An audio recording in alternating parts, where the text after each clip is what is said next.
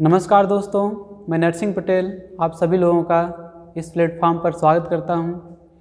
जैसा कि आपको पता है कि इस प्लेटफॉर्म पर हम लोग यूपीएससी और डिफरेंट जो स्टेट पीसीएस का एग्ज़ाम है, खासकर यूपीपीएससी और बीपीएससी को हम लोग टारगेट करेंगे। और पहला वीडियो मेरा बहुत पहले आ गया था, इस वीडियो को आने में बहुत देर हुआ, तो चलिए कोई बात नहीं। और आज से हम स्टार्ट करेंगे भारतीय राज्य व्यवस्था एवं संविधान। तो जैसे कि दोस्तों आपको पता है कि हम लोग एग्ज़ाम में भारतीय संविधान केवल पढ़कर जाते हैं, और जब क्वेश्चन आ जाता है राज्य व्यवस्था से तो हम उसको नहीं कर पाते हैं। इस सेशन में हम लोग सर्वप्रथम ये समझेंगे कि भारतीय संविधान और राज्य व्यवस्था क्या होता है, और इसमें इन दोनों में यानी कि भारतीय संविधान एवं राज्य व्यवस्था में अंतर क्या होता है, इन सब चीज़ों को डिस्कस करेंगे। और इस पूरे जो हम लोग इस चैप्टर को पढ़ रहे हैं, ये पूरे सीरीज को जो पढ़ेंगे, इसमें हम आपको जहाँ पर ज़रूरत लगेगा भारतीय संविधान को डिस्कस करेंगे, और जहाँ पर ज़रूरत लगेगा भारतीय राज्य व्यवस्था को डिस्कस करेंगे। तो चलिए हम लोग शुरुआत कर रहे हैं भारतीय राज्य व्यवस्था एवं शासन, भारतीय संविधान एवं राज्य व्यवस्था, भारतीय संविधान एवं राज्य व्यवस्था।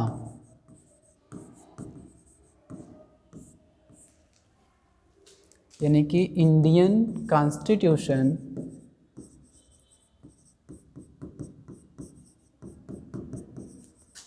And polity.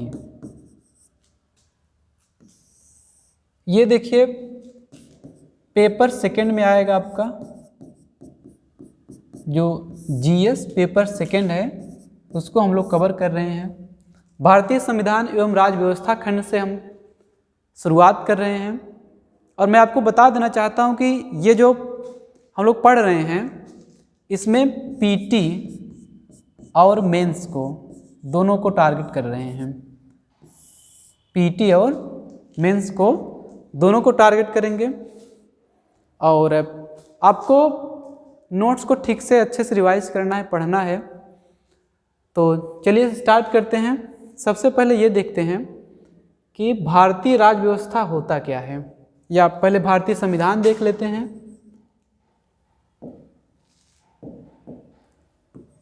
भारतीय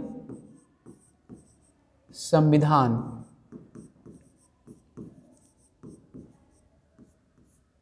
इंडियन कॉन्स्टिट्यूशन।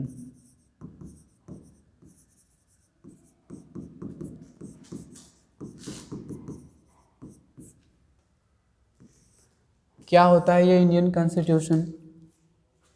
तो देखिए, जो भारतीय संविधान है एक ऐसे प्रावधानों का संग्रह है जिसके आधार पर किसी देश का शासन चलाया जाता है। तो एक बात मैं आपसे और कहना चाहूँगा कि देखिए, यूपीएससी और यूपीपीएससी या कोई भी स्टेट पीएससी हो जाए, इन सबके एग्ज़ाम के लिए एक अहम बात यह होता है कि आप लास्ट टाइम में कितने कम समय में अपना रिवीजन कर पाते हैं। रिवीजन बहुत इम्पॉर्टेंट है। अगर आप रिवीजन नहीं करते हैं तो आप वैसे भी एग्ज़ाम से बाहर हैं। ठीक है, तो आप क्या करेंगे कि साथ साथ अपना नोट्स बनाते चलेंगे, जिससे कि जब हम साल भर अपना नोट्स पढ़ें और उसके बाद जब एग्ज़ाम के समय में बहुत ही कम समय में हम अपने नोट्स को रिवाइज कर पाएँ। अगर आप अपना नोट्स नहीं पढ़ेंगे तो फिर दूसरे का नोट्स पढ़ेंगे तो आपको एक एक अक्षर अच्छे से पढ़ना पड़ेगा, और अपना नोट्स आप पढ़ेंगे तो वही नोट्स कई बार आप पढ़ेंगे तो रिवीजन जल्दी हो जाएगा। ठीक है, तो इसलिए आपसे आग्रह है कि आप अपना नोट्स साथ साथ बनाते चलें। तो हमने क्या बताया कि भारतीय संविधान के बारे में क्या कह सकते हैं, ये क्या होता है? संविधान उन प्रावधानों का संग्रह है, उन प्रावधानों का संग्रह है जिसके आधार पर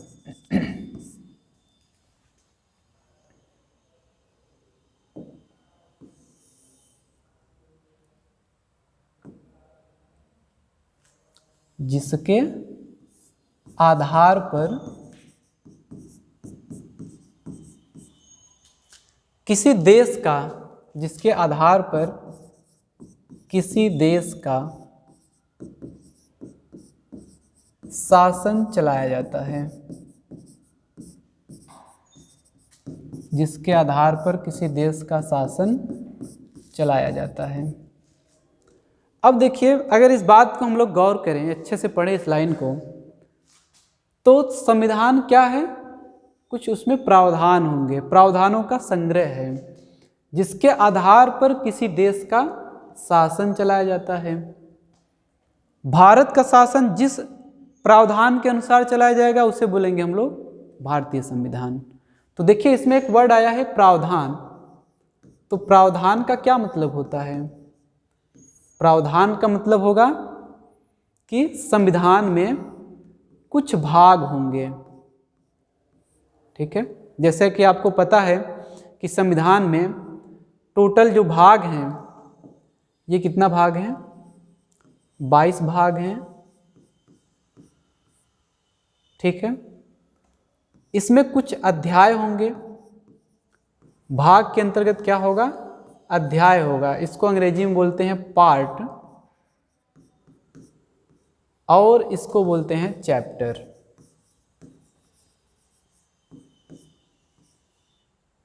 अध्याय देखिए भाग के अंतर्गत आता है, और अगर कोई भाग बहुत बड़ा है उसको हम लोग कई भागों में तोड़ देते हैं, ठीक। और अगर ये इस अध्याय में क्या आएगा? इस अध्याय में आएगा अनुच्छेद। अनुच्छेद मीन्स आर्टिकल, ठीक। और इन अनुच्छेद के अंदर आएगा खंड, यानी कि इसको बोलेंगे हम लोग क्लॉज, और इसी क्लॉज में आएगा उपखंड, यानी कि सब क्लॉज, ठीक है। तो ये हुआ प्रावधान। और प्रावधानों के अलावा देखिए क्या है कि ये शासन, किसी देश का शासन चलाया जाता है। तो शासन का तात्पर्य यह होता है, शासन का मतलब होता है कि ऐसी चीजें जिनका संबंध व्यक्तिगत न हो, जो निजी न हो। शासन का संबंध किससे है? जो निजी न हो। जो निजी नहीं होता है क्या होता है? वो क्या होता है? वह अर्थात जो सार्वजनिक होता है,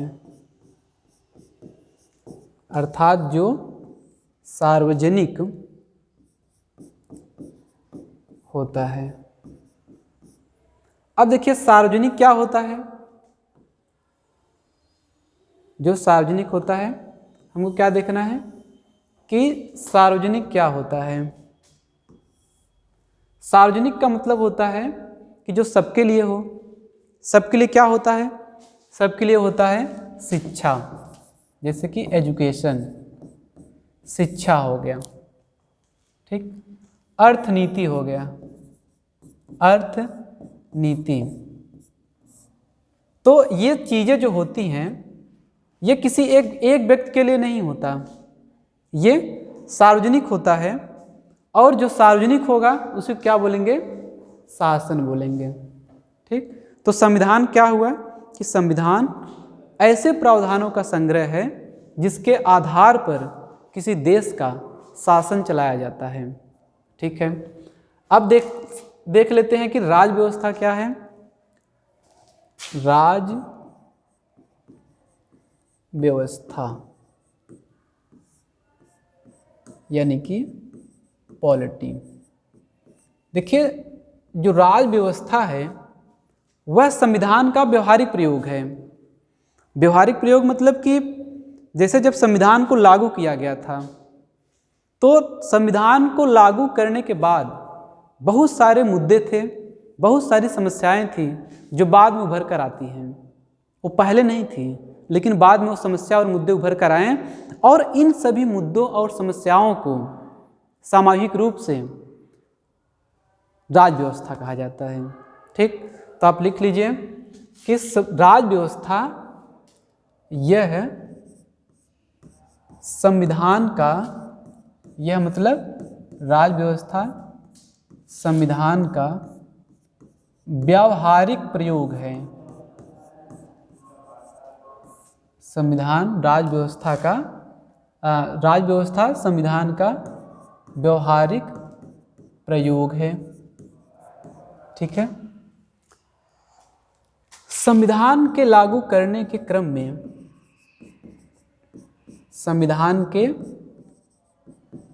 लागू करने के क्रम में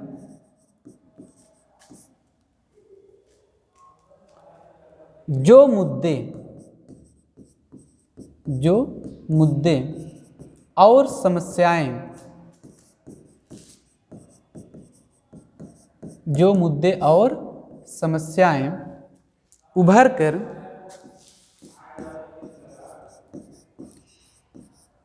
कर आती हैं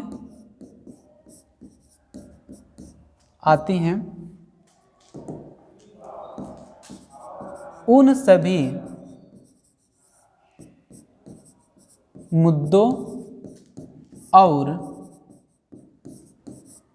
मुद्दों और समस्याओं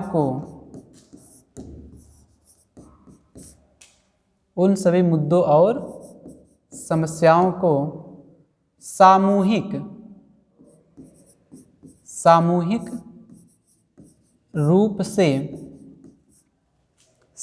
रूप से राज व्यवस्था कहा जाता है। राज व्यवस्था कहा जाता है। अब इसका क्या एग्जाम्पल हो सकता है? जैसे आप लोग जानते होंगे कि एक अनुच्छेद है, आर्टिकल है 17। आर्टिकल 17 क्या कहता है? आर्टिकल 17 कहता है कि अस्पृश्यता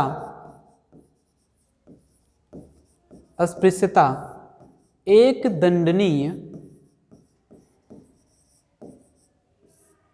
दंडनीय अपराध होगा। अस्पृश्यता एक दंडनीय अपराध होगा। ये किसका लाइन है? ये संविधान का लाइन है कि अस्पृश्यता, अनुच्छेद 17 में ये कहा गया कि अस्पृश्यता एक दंडनीय अपराध होगा।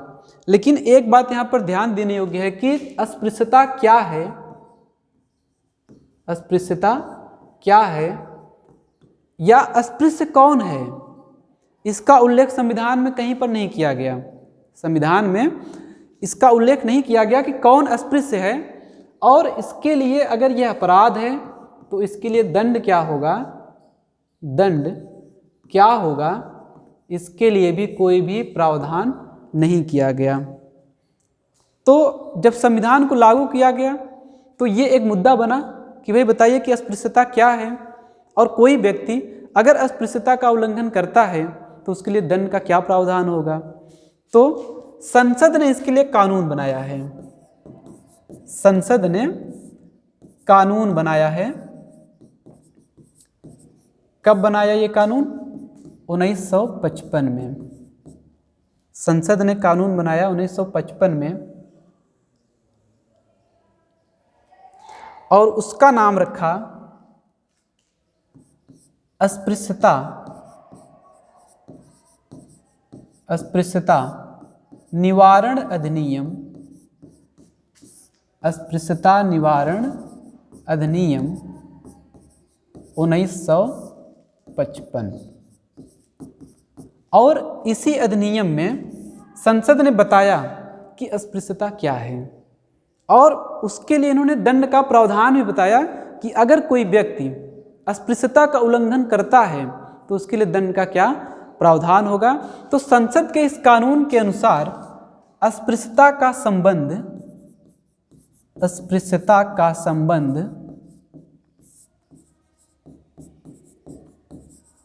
केवल एससी से है। केवल एससी मतलब अनुसूचित जाति से, एससी से है।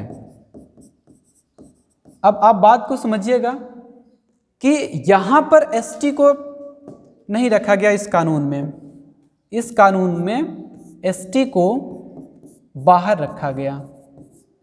ठीक है, तो अगर एग्जाम में आए कि अस्पृश्यता निवारण अधिनियम 1955 का संबंध किससे है, एससी एसटी या एससी एसटी दोनों से है या ओबीसी से है, तो इसका संबंध केवल और केवल एससी से है, अनुसूचित जाति से है। इस कानून में एसटी को इससे बाहर रखा गया है। ठीक है, और मैं एक बात और आपको बता देना चाहता हूं कि वैसे ये अनुच्छेद 17 जब आएगा तो हम लोग इसको डिस्कस करेंगे, लेकिन 1976 में इस कानून का नाम बदल दिया गया और इस कानून का नाम रखा गया नागरिक अधिकार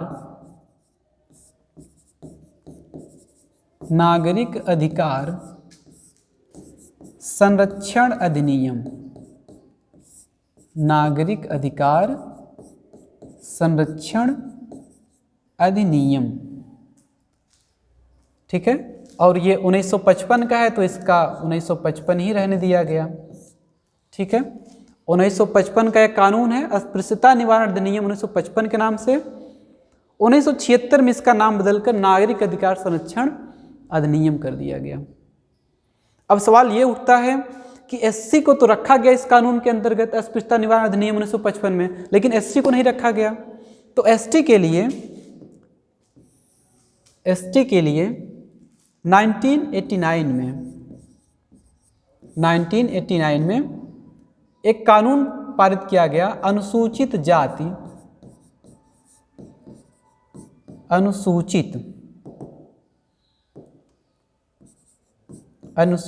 जाति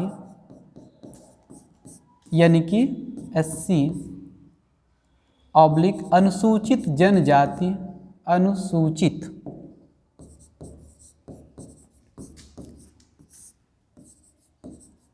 जनजाति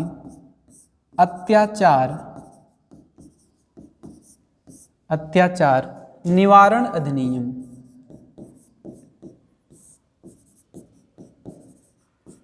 और 1989 का था तो 1989। अब देखिए अनुसूचित जाति और अनुसूचित जनजाति यानी कि एससी और एसटी अत्याचार निवारण अधिनियम, इनमें इस कानून में देखिए नाम से स्पष्ट है कि इस कानून में एससी और एसटी दोनों को रखा गया और इसके दो महत्वपूर्ण प्रोविज़न हैं, दो महत्वपूर्ण प्रावधान हैं कि अगर कोई व्यक्ति इस एक्ट का उल्लंघन करेगा तो पहली बात तो उसकी तत्काल गिरफ्तारी होगी, और दूसरी बात कि उसको एंटीसिपेटरी बेल यानी कि अग्रिम जमानत, हिंदी में लिख लीजिए अग्रिम जमानत, उसको उस व्यक्ति को नहीं दिया जाएगा। ये कानून है अनुसूचित जाति एवं अनुसूचित जनजाति अत्याचार निवारण अधिनियम 1989, इसका दो महत्वपूर्ण प्रावधान है। 2015 में क्या हुआ कि जब मोदी गवर्नमेंट बनी तो 2015 में इस कानून में संशोधन किया गया और संशोधन ये किया गया कि इसी कानून में जो 1989 कानून था एससी और एसटी के प्रति किए गए 22 कार्यों को यह अपराध घोषित करता है। कौन सा कानून? SC&ST अत्याचार निवारण अधिनियम, जो अभी हम लोग देख रहे हैं। ये वाला कानून 22 कार्यों को अपराध घोषित करता था, लेकिन जब 2015 में मोदी गवर्नमेंट बनी तो इसमें से इन कार्यों की सूची 22 से बढ़ाकर 47 कर दिया गया और दो इसके जो महत्वपूर्ण प्रोविज़न थे, ये तत्काल गिरफ्तारी और अग्रिम जमानत, इसको भी संसद ने रद्द कर दिया। माफ कीजिएगा, संसद ने नहीं किया था, ये किया था सुप्रीम कोर्ट ने। ये सुप्रीम कोर्ट ने तत्काल गिरफ्तारी और अग्रिम जमानत को इन्होंने रद्द कर दिया गया और ये 22 कार्यों से बढ़ाकर इनको ये 47 कार्य कर दिया गया। लेकिन जन दबाव में आकर फिर गवर्नमेंट ने इन दोनों को पुनः बहाल कर दिया गया, यानी कि वर्तमान स्थिति ये है कि ये लागू है दोनों, यानी कि तत्काल गिरफ्तारी होगा और अग्रिम जमानत नहीं होगा। एंटीसिपेटरी बेल आपको नहीं मिलेगा, आपको मतलब जो भी इस कानून का उल्लंघन करेगा। ठीक, तो देखिए हम लोग क्या पढ़ रहे थे, हम लोग पढ़ रहे थे, देखिए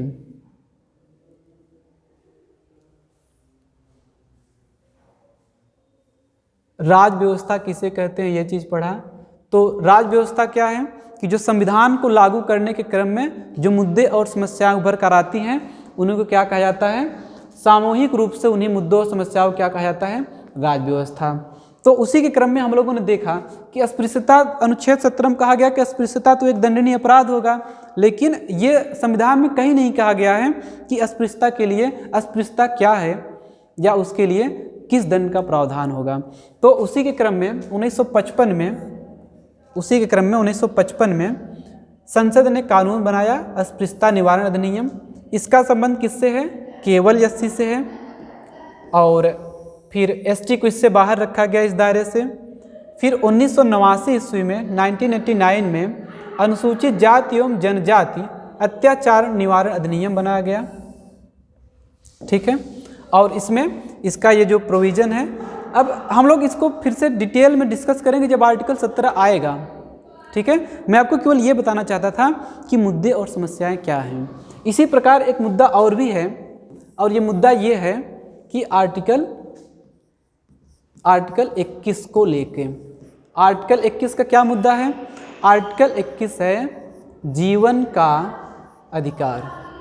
तो जीवन का अधिकार क्या है, इसको लेकर सुप्रीम कोर्ट में समय समय पर बहुत सारे वाद और विवाद होते रहते हैं।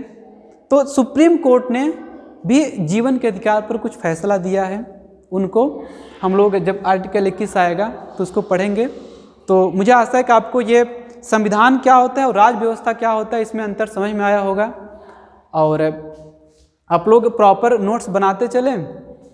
और जैसे कि मैंने बताया कि ये बैच पीटी का मेंस बैच है, हम लोग पीटी और मेंस को दोनों को टारगेट कर रहे हैं इस बैच में, और आप लोग अच्छे से पढ़ाई करें। धन्यवाद।